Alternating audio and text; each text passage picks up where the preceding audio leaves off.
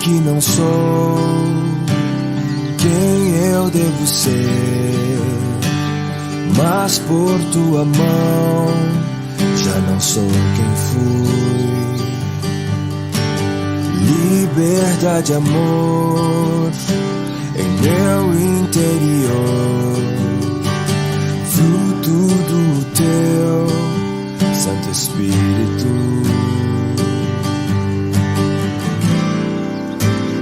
Que o meu andar em tua verdade, a expressão do Filho faz crescer em mim. Nada vencerá teu amor, de paz encheu meu coração, bondade encontro no teu perdão. Novo sou, pois tua luz traz direção.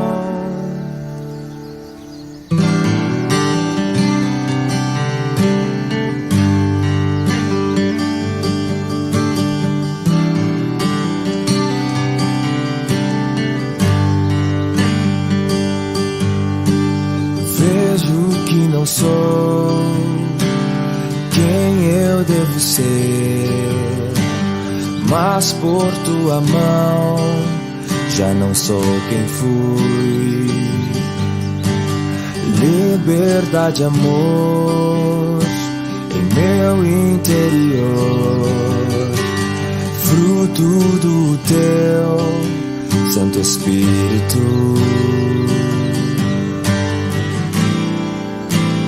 Que o meu andar em tua verdade, a expressão do Filho faz crescer em mim. Nada vencerá teu amor,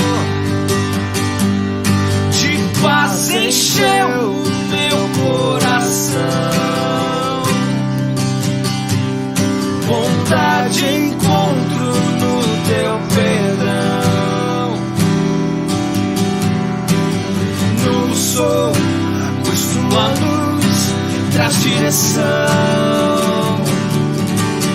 e pra tua igreja servir, ver tua face no meu irmão, contemplar tua obra em nós, até o fim permanecer em teu amor.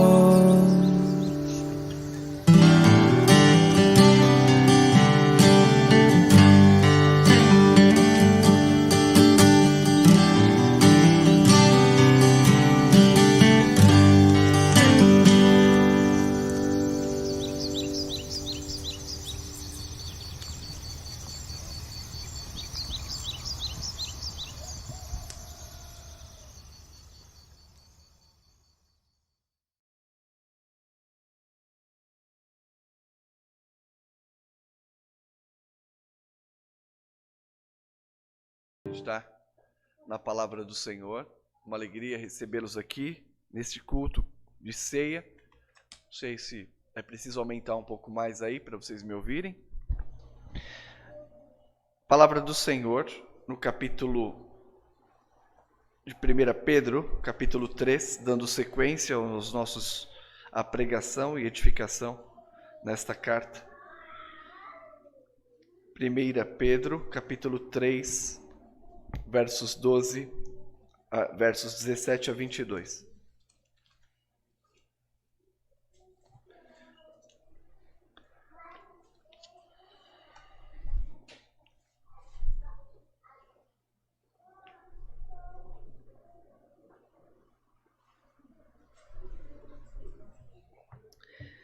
Dando sequência, primeira carta de Pedro, capítulo 3, versos 17 a 22.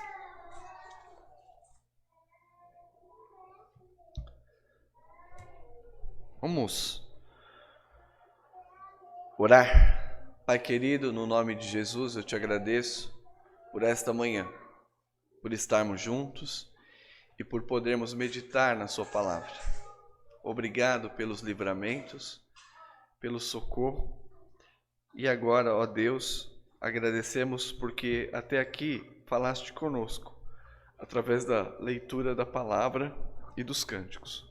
Nesse instante, Senhor, que a tua igreja seja animada, encorajada, e aqueles, ó Deus, que têm desprezado o Evangelho, que sejam despertados para obedecer ao seu chamado, para que não sejam destruídos.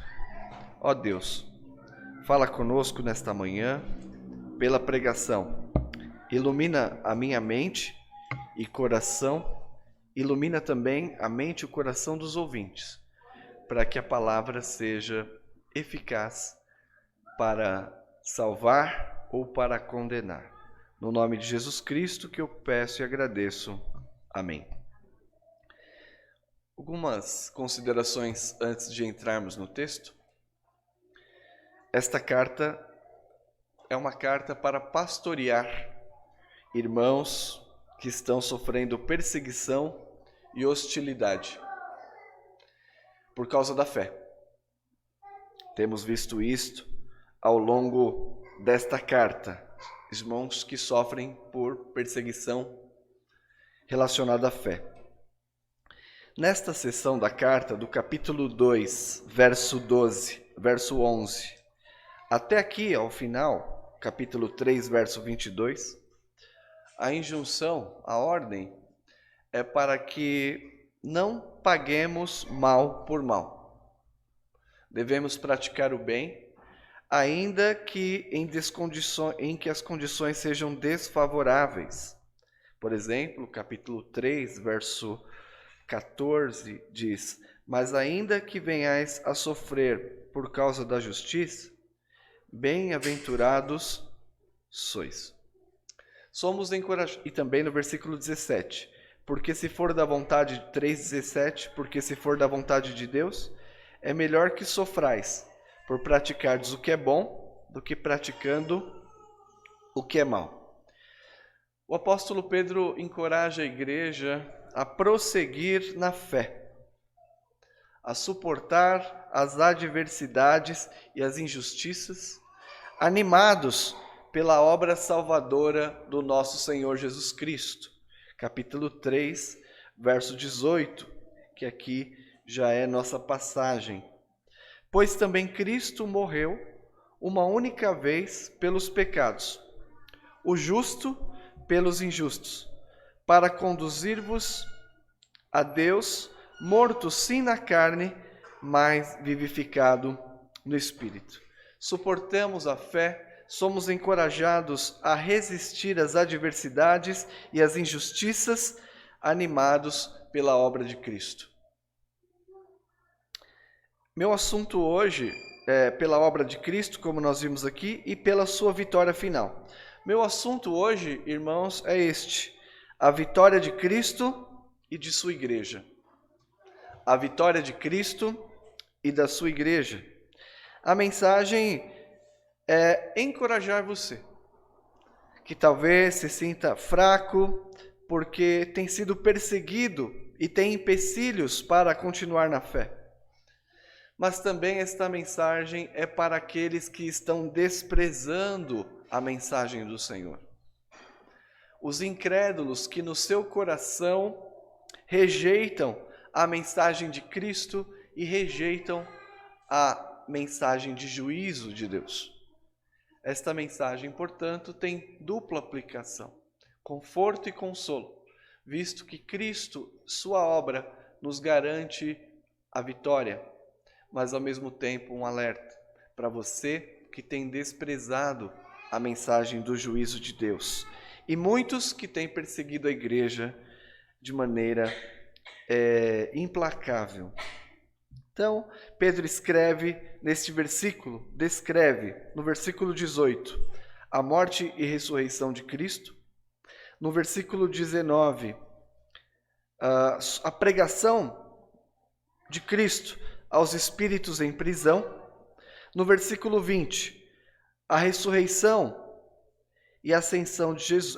No versículo 18, a morte de Cristo. 19, a pregação dos espíritos em prisão. 20 e 21, fala sobre a água do batismo, que simboliza a salvação do crente. E no versículo 22, a respeito da ressurreição de Jesus. Então, esses são os assuntos tratados por Paulo, ou por Pedro, nesta passagem. Essa passagem é uma das mais difíceis e debatidas no Novo Testamento. Contudo, apesar das diferenças de interpretação, a mensagem central pode ser compreendida. Qual é a mensagem central que eu destaco? Que a igreja é rejeitada e perseguida, mas como Cristo vencerá no final. Esta é a mensagem que nós podemos deduzir, apesar das diferenças de interpretação e das dificuldades que esse texto apresenta. A igreja é rejeitada e perseguida, mas como Cristo vencerá no final. Imagina um campeonato qualquer, de qualquer esporte coletivo, em que determinado time é desprezado. Não só desprezado, como não apresenta todas as qualidades, segundo os olhos dos homens, para vencer um campeonato. E este time desprezado e, de certa maneira, incapaz aos olhos dos homens, entra no campeonato e vai vencendo, partida após partida. Sempre desacreditado que da próxima eles serão derrotados e serão eliminados. Mas eles perseveram. Chegam ao final desta liga, do campeonato, ainda desacreditados, mas ainda assim, apesar de sofrerem muito durante a partida, durante o campeonato, eles finalmente vencem. E depois de vencer, com o troféu em mãos e com a medalha no peito, eles fazem a volta olímpica. E todos ali que o perseguiam, todos os que desprezavam e que não acreditavam que seria possível um grupo tão fraco, tão humilde, vencer,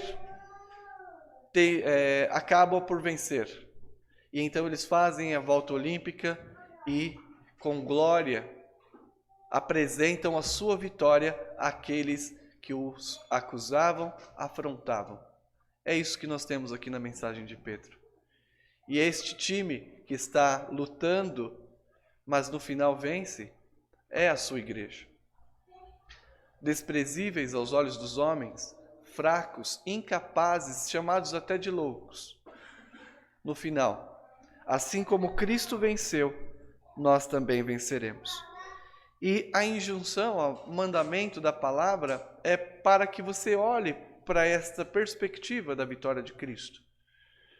E nesta perspectiva da vitória de Cristo, você continue nas suas convicções de fé, daquilo que você professou, no que você crê, no que você espera, perseverando até o fim, imitando a prática de Jesus Cristo. Falando um pouco do contexto, depois dessa breve apresentação introdutória, antes de entrarmos no texto, falamos do contexto, e eu quero tratar aqui de um contexto teológico, que está no versículo 18 que nós lemos. Que tudo começa, a história da nossa salvação começa e termina na pessoa e obra de Jesus Cristo. A nossa história começa e termina com a obra de Jesus Cristo na cruz. Nosso Senhor sofreu, morreu, foi sepultado e ressuscitou dentre os mortos. Pedro começa com essa perspectiva para fundamentar onde está ancorada ou escorada a sua vitória. Onde está escorada a vitória da igreja, necessariamente, que é esta obra de Cristo. E ele fala algumas coisas sobre este sacrifício. A primeira é que esse sacrifício é único, não pode ser repetido. Somente Cristo morreu e ressuscitou, e este sacrifício é único porque ele tem natureza expiatória. Cristo morreu para tirar os teus pecados, para cancelar a sua dívida, para limpá-lo e, por fim, declará-lo justo diante do Pai.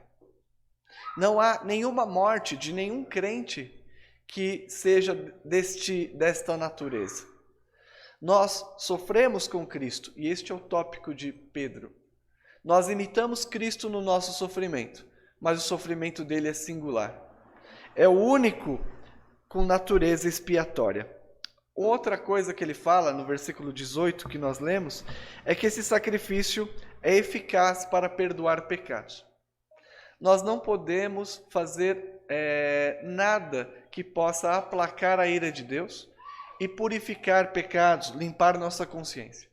Mas o sangue de Jesus, seu Filho, diz o apóstolo João, nos purifica de todo pecado. Somente o sangue de Cristo é eficaz para limpar a sua consciência. E talvez você tenha chegado aqui com uma consciência culpada. E você está culpado de fato ou culpada. Mas você pode lançar sobre ele esta culpa, confessando e se arrependendo. Porque este sangue, este sacrifício é único, esse sacrifício é eficaz. Em terceiro, Pedro diz, esse sacrifício pode substituir você. É o que nós lemos, por exemplo, no profeta Isaías, que o Senhor Jesus Cristo, as nossas transgressões, ele levou sobre si. Pelas suas pisaduras nós fomos sarados. O castigo que nos traz a paz estava sobre ele. Então, irmãos, no versículo 18, esse sacrifício de Cristo é também para substituir você. Aquilo que ele sofreu, aquilo que ele morreu, foi no lugar daquele que crê. Ainda nos fala que este sacrifício foi para nos reconciliar com Deus. Ou seja, fazer a reconciliação. Observe tudo isso no versículo 18. Pois assim também Cristo morreu. Uma única vez, ou seja, de maneira eficaz, pelos pecados, o justo pelos injustos, de maneira substitutiva, para conduzir-vos a Deus, de maneira reconciliatória. Assim, a história da nossa segurança, a história da nossa vitória, começa com Cristo, o mediador. Daí que João, ele diz, e João registrou, há um só, eu sou o caminho, a verdade e a vida. Ninguém vem ao Pai, senão por mim. Não há como aproximar-se de Deus Pai, se não for pela mediação deste Cristo, cujo sacrifício é de natureza expiatória, é eficaz para purificar, é eficaz para substituir o pecador, é eficaz para reconciliar. E se você hoje ainda está distante deste Deus, se você você chegou hoje com esta consciência pecadora e perdeu de vista a esperança da vitória em Cristo, que esta mensagem de que Cristo fez tudo o que era necessário por você, console o seu coração. Imagina, irmãos, em um contexto de ameaça, em que a violência assombrava os crentes, em que o medo, de certa forma, pairava sobre eles, a esperança de que Cristo ressuscitou dentre os mortos. Ele não apenas sacrificou-se, mas ele ressuscitou dentre os mortos. O versículo diz, no final, que morto sim na carne, mas vivificado no Espírito. A igreja está sofrendo.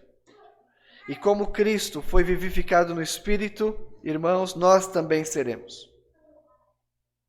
Eles poderiam passar pelo vale da sombra da morte. E era o que eles estavam enfrentando. No entanto, nem mesmo a morte teria força suficiente para os fazer desistir da esperança da vida eterna. Então, neste contexto que eu apresentei para vocês, teológico, o fato é que Cristo é mediador eficaz. E que ele sofreu. E este é o padrão para nós. Por isso que Pedro diz no versículo 17: porque se for da vontade de Deus, é melhor que sofrais por praticardes o que é bom, do que praticando o que é mal. Eles sofriam. E sofriam como o seu Senhor. Mas eles não deveriam passar por esse sofrimento, amargurados e sem esperança. Eles deveriam ter esperança nesta obra. Diante disso, então, eu trago aos irmãos 3 questões a respeito de Cristo, relacionados à vitória de Cristo e da sua igreja. Primeira coisa que você vai levando para casa, é que Cristo ressuscitado é o vencedor. Cristo ressuscitado é o vencedor. Versículo 19 diz: no qual também foi e pregou aos espíritos em prisão. Ainda que não haja unanimidade na interpretação dessa passagem, irmãos, é possível deduzir o que é básico. E o que este versículo ensina? Que Cristo declarou vitória sobre os opositores. Aqui são os espíritos em prisão. E o que significa detalhadamente isto? Eu creio, irmãos, que Cristo exaltado, depois, no dia de domingo, ressuscitado, foi ao inferno. Aqueles espíritos que até hoje estão mantidos em prisão. Anjos caídos, e proclamou o triunfo sobre eles. Então, no versículo 19, versículo 18b, 19. Morto sim na carne, mas vivificado no Espírito. Algumas traduções trazem vivificado pelo Espírito com letra maiúscula. Tá bom? Por exemplo, a Nova Versão Internacional usa essa linguagem. Eu acredito e eu traduzi tal como a NVI também. Então ficaria assim: mas vivificado pelo Espírito com letra maiúscula, no qual, ou seja, no mesmo Espírito, foi e pregou. A palavra pregou aqui não é pregar o Evangelho, tá bom? Não é anunciar as boas novas. A palavra pregou nesse texto tem o sentido de proclamar vitória, reivindicar. Os espíritos, eu creio, dentro das pesquisas, que são espíritos mesmos, não pessoas que estavam vivas. Espíritos aqui referindo-se ou aos demônios, presos. Aqui não diz onde está preso. Eu deduzo pelo que a gente leu durante a liturgia. Em Judas e em 2 Pedro. De que estes espíritos, a prisão aqui seria o próprio inferno. Estes espíritos que veremos daqui a pouco eram contemporâneos de Noé. Os que rejeitaram a mensagem de Noé. No credo apostólico tem uma parte que diz isso e talvez você possa ficar com um pouco de dúvida. Padeceu sob o poder de Pôncio Pilatos, foi crucificado, morto e sepultado, desceu ao Hades. O Hades é lugar dos mortos, tá bom? Isso, então, confere com o que a gente está estudando aqui hoje. Então, não estranhe o fato do pastor dizer, mas Jesus foi ao inferno para declarar vitória. Deduzo que sim, irmãos. Cristo é o vencedor. E como nós lemos na carta aos Colossenses, nosso irmão nos dirigiu, no Colossenses capítulo 2, versículo 13 a 15. Você pode ler comigo? Acompanhar. E a vós outros, que estáveis mortos pelas vossas transgressões e pela incircuncisão da vossa carne, vos deu vida juntamente com ele, perdoando todos os nossos delitos, tendo cancelado o escrito de dívida que era contra nós, e que constava de ordenanças, o qual era prejudicial, removeu inteiramente, encravando-o na cruz. Veja o versículo 15. E despojando os principados e as potestades, publicamente os expôs ao desprezo, triunfando deles na cruz. Então, a morte de cruz significa também a derrota de Satanás e de seus demônios. E quando Cristo, após a sua crucificação e morte, ressuscitou em espírito, como diz a passagem, pelo Espírito Santo, foi conduzido até ali. E ele não foi pregar para dar uma segunda chance. Ele foi dizer o seguinte: eu venci. Vocês não ouviram a mensagem de juízo. Vocês não atenderam a mensagem de Noé. Mantiveram-se endurecidos. Rejeitaram e me crucificaram. Mas eu venci.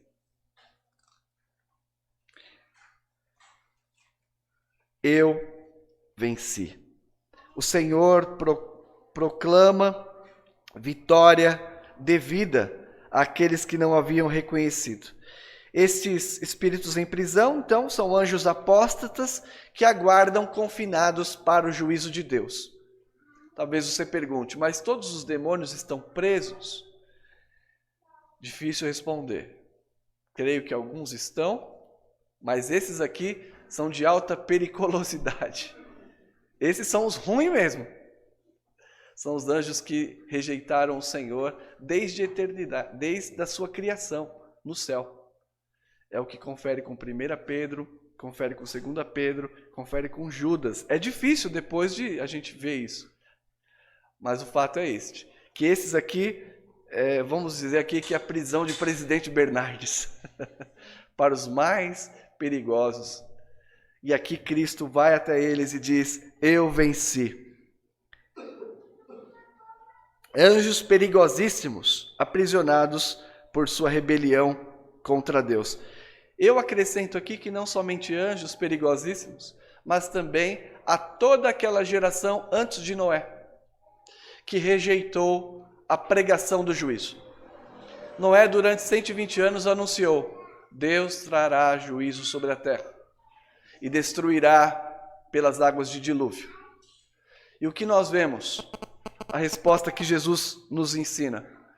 Enquanto Noé pregava, uns casavam-se e davam-se em casamento. Comiam, bebiam, se divertiam, ocupavam-se com seus afazeres. E quando menos esperavam, veio as águas do dilúvio. E então o Senhor destruiu toda a terra como era previsto.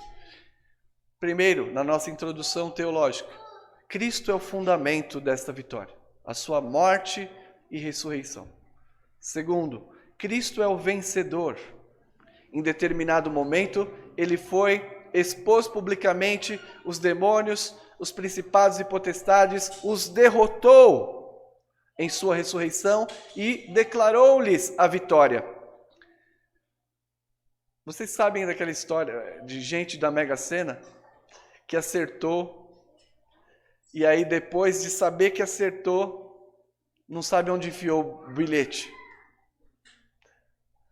E a pessoa fica desesperada, porque tinha tudo o que precisava e muito mais, no entanto, perdeu a oportunidade. Porque Jesus Cristo vai até este local para dizer, vocês tinham tudo. Tudo o que precisavam. Vocês receberam a boa mensagem de que eu sou o Salvador, mas o bilhete premiado foi desprezado. E estes anjos, demônios e espíritos malignos até hoje amargam o fato de terem muito próximo a fé. mas não abraçarem a Cristo como seu Salvador. E aqui, irmãos, meu segundo ponto, versículos 20 a 21 da carta lá de Pedro, que Cristo, além de vencedor, Cristo é o Salvador. No outro tempo, para quem são esses espíritos em prisão? Identificando, os quais no outro tempo foram desobedientes quanto à longanimidade de Deus, aguardava nos dias de Noé, enquanto preparava a arca, no qual poucos, a saber, 8 pessoas, foram salvas através de água, o qual, prefigurando o batismo, agora também vos salva, não sendo a remoção da imundícia da carne, mas indagação de uma boa consciência para com Deus, por meio da ressurreição de Jesus Cristo. Então, irmãos, o segundo ponto aqui, de a vitória de Cristo e da sua igreja, é que ele é vencedor na sua ressurreição, que ele é salvador. E aqui, aqueles espíritos em prisão, já disse, é aqueles antes que viveram no tempo de Noé. Aquela geração toda entre Abraão e Noé, porque rejeitaram a mensagem. No entanto, nós vemos aqui o seguinte, que dentro do nosso contexto, Pedro aplica a história de Noé à igreja. Por quê? Porque a igreja também não estava sofrendo aqui? Eles não estavam sendo humilhados? Perseguidos?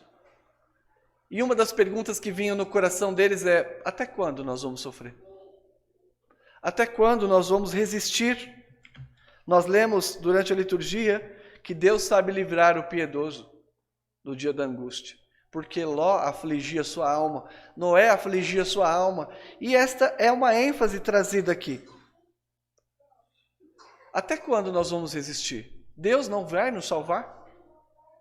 E então o Senhor, através de Pedro, diz: eu o salvarei, assim como eu o salvei na época do Noé.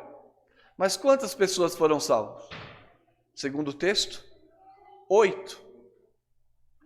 Todo o universo conhecido foi destruído. 8 pessoas apenas. O que a gente chama o remanescente, a família de Noé, por causa da fé, entraram na arca. E no momento certo, quando o sofrimento se tornou intenso e insuportável, o que Deus fez? Arrebatou a igreja. Nós temos aqui uma passagem muito escatológica, que nos ensina a respeito do que aconteceu e do que acontecerá. Quando o sofrimento da igreja tornar-se intenso a ponto de tornar-se completamente insuportável, então virá o fim. E Cristo descerá do céu com grande poder e glória. E junto com ele trará os seus anjos. Os mortos em Cristo ressuscitarão primeiro e nós, os vivos, seremos transformados. E então, diz ele, chegará o fim. Quando ele submeter os principados e potestades, quando ele encerrar e terminar com a morte e dizer: tragada foi a morte pela vitória, ele submeterá todas as coisas ao Pai. E ele mesmo se subordinará. E o Senhor será tudo em todos. Foi assim nos dias de Noé, apresentando: Cristo virá. Deus trará juízo. Atenda a esta mensagem. Não trate com hostilidade e desprezo. E os que estão sofrendo, sofram com paciência. Porque apesar da longanimidade, Deus não está longe de nós. Então, a geração de Noé teve acesso ao juízo de Deus, mas negligenciou. Permaneceu endurecida no pecado até o dia que foram destruídos. Ainda que o julgamento parecesse demorado, Noé levantava, construindo a arca, olhava para o céu, aquele sol de rachar, parecia um Maranhão. Um sol para cada um, Acre. Falou: gente, essa história de que Deus vai destruir esses homens maus, e de que vai salvar minha família, isso não vai acontecer. No entanto, apesar das impossibilidades, nós vemos que Noé agiu por fé. E pela fé, aparelhou uma arca, diz o texto de Hebreus. Entrou na arca e Deus fechou a porta por fora. Demorou aos olhos de Noé, estava demorando aos olhos da igreja, mas o dia da salvação virá. Ele é o nosso Salvador. Poucos serão salvos. Aqueles que sofriam vexame, zombaria, foram recolhidos para dentro da arca, que é um tipo de Cristo, e foram salvos. Mas também, aquela imensidão de gente que rejeitou, para eles foi dia de destruição. E assim será. Dia de destruição para aqueles que comem, bebem, casam-se, ocupam-se com tudo neste mundo, desprezam Cristo, desprezam a igreja, zombam, hostilizam. Será dia de destruição e lamento. Então esta é a mensagem para a igreja sofredora. Vocês estão sofrendo. Parece ser demorado demais. Mas o Senhor, assim como tratou daquela geração, tratará da nossa geração. E vocês não precisam ter medo, porque vocês já passaram da morte para a vida, foram batizados na água, foram batizados no Espírito, nasceram de novo. Aqueles que nasceram de novo não temem este dia, mas aqueles que o rejeitam e o desprezam, que fiquem atentos. Cristo é o vencedor. Cristo é o Salvador. E por último, Cristo é Senhor. Versículo 21, parte B. Por meio da ressurreição de Jesus Cristo, o qual, depois de ir para o céu, está à destra de Deus. Isso aqui também está no nosso credo. Ficando-lhe subordinados anjos, potestades e poderes. O Senhor Jesus Cristo como Senhor, não só da terra, não só da criação, mas também como Senhor dos seres espirituais, como anjos, autoridades celestes e governos.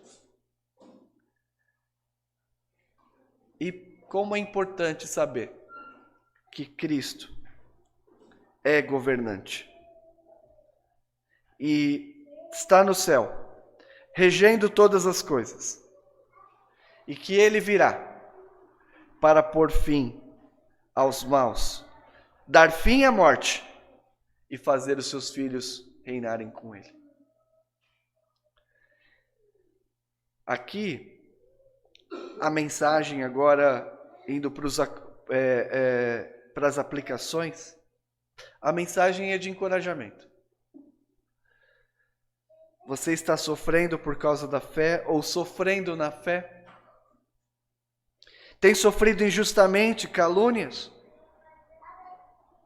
Você tem praticado boas obras e ainda assim tem sofrido? Deus está no controle. A sua providência está guiando e conduzindo a sua vida até o fim. Ele conduzirá até o último dia.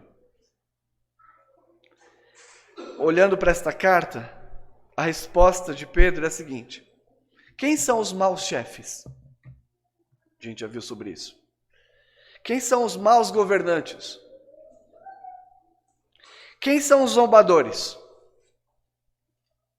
Quem são os perseguidores da igreja? Ele diz: ninguém.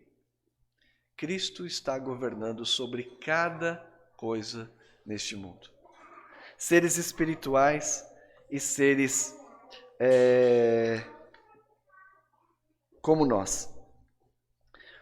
Os que rejeitam o evangelho serão condenados, visto que rejeitaram a Cristo. O sofrimento estava se prolongando e as convicções dos cristãos enfraquecendo. Aparentemente, a esperança de salvação demorava. Estavam impacientes. A hostilidade com a nova religião cristã estava aumentando. Sentimento de frustração, sentimento de abandono. Isso contaminava a igreja. O retorno de Cristo chegaria. O juízo de Deus viria. Até cristãos sinceros estavam sob intensa prova, perguntavam: a perseguição vai acabar? Então, o apóstolo diz: Cristo é o vencedor. Cristo é o Salvador. Cristo é aquele que governa. Assim como ele venceu e declarou vitória, a igreja também será vitoriosa. Agora o alerta para aqueles que estão rejeitando, vivendo de maneira a desprezar o Evangelho. Andam com Cristo, mas não sabem quem é Cristo. Reverendo Walter, na sua pregação, no culto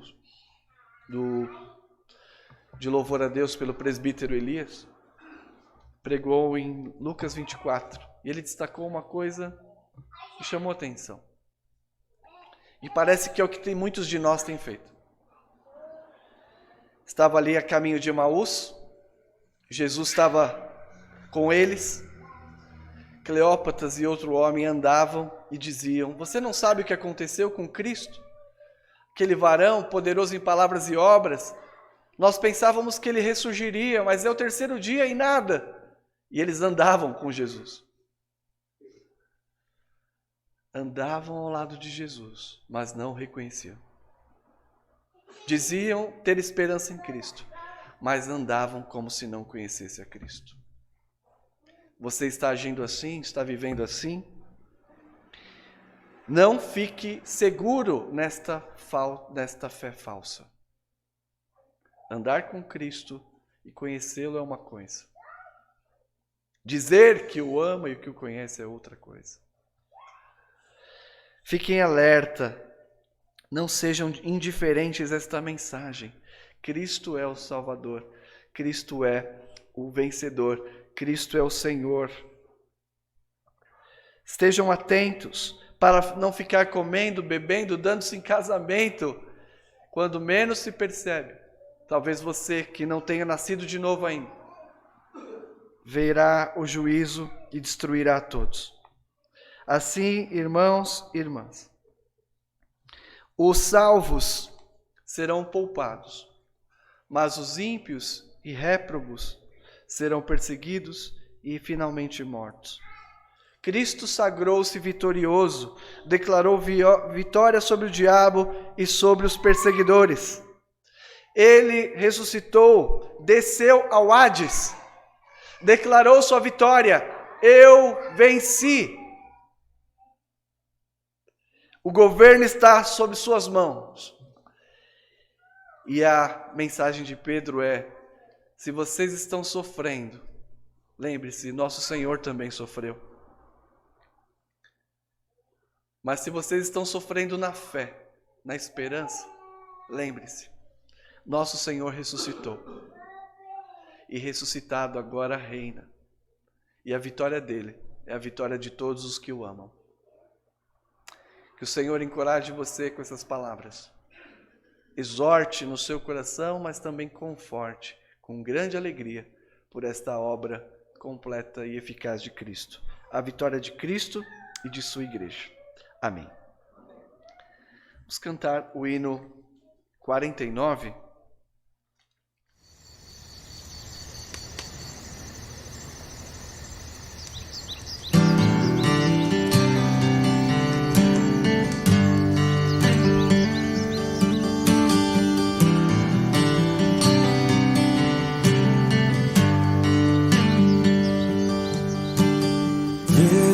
que não sou quem eu devo ser, mas por tua mão já não sou quem fui.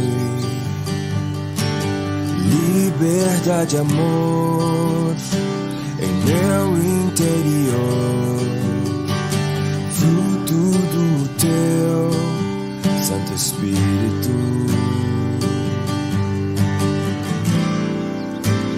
Que o meu andar em tua verdade, a expressão do Filho faz crescer em mim. Nada vencerá teu amor, de paz encheu meu coração, bondade encontro no teu perdão. Novo sou, pois tua luz traz direção.